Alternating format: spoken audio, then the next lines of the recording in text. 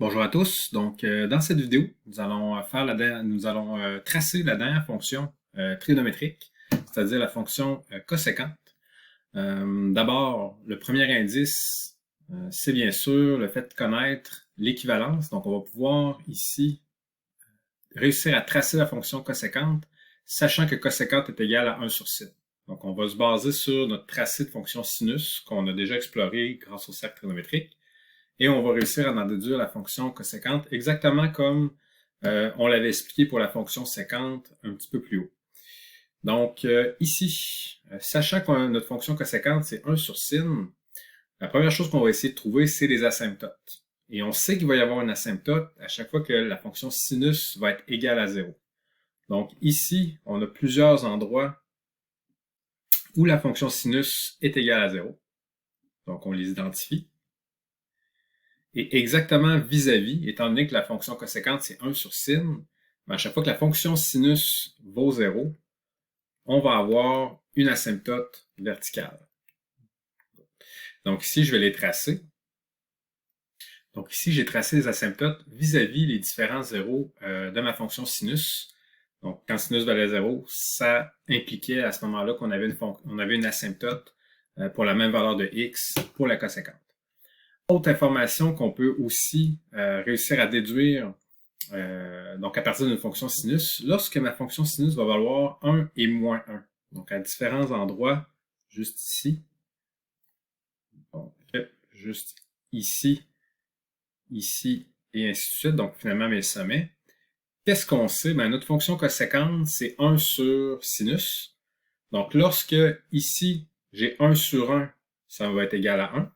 Donc, je connais ce point-là de ma fonction coséquente. Donc, je vais le mettre en mauve, finalement. Donc, ça va être un point qui va aussi appartenir à coséquente. Même chose lorsque ma fonction sinus vaut moins 1.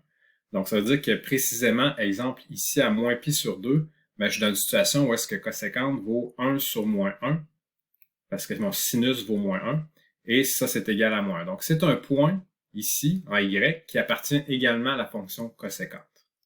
Ça, je vais l'effacer pour faire un petit peu plus de place. Donc, c'est des points qui appartiennent aussi à ma fonction coséquente. Et là, maintenant, on a pas mal tout ce qu'il faut pour compléter notre graphique de la fonction coséquente.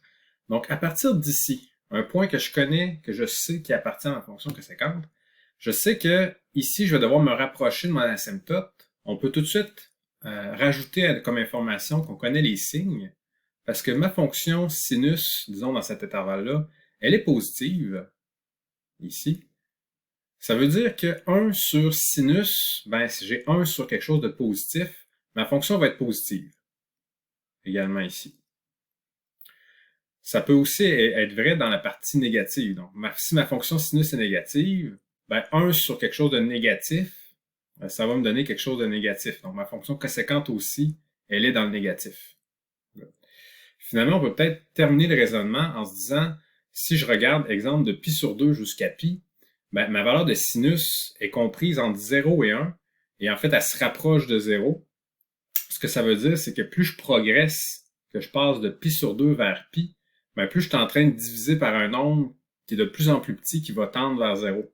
Donc ça, en fait, comme résultat pour mon coséquente, c'est quand je divise par un nombre qui est compris, qui rapetisse de plus en plus, c'est que 1 divisé par un nombre petit va donner un grand résultat. Okay? Donc, 1 divisé par 0,2, 0,1, 0,0001, etc., ça grossit le résultat. Donc, on déduit à partir d'ici que finalement, ma fonction, elle va grossir tout en se rapprochant de l'asymptote et elle va tendre vers l'infini, juste ici. Même chose dans l'autre sens. Je vais partir d'ici et je vais avoir quelque chose comme ça.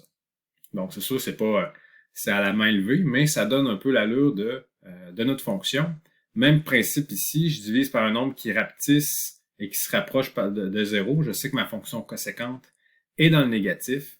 Ben, je peux la tracer, compléter le dessin, juste comme ça.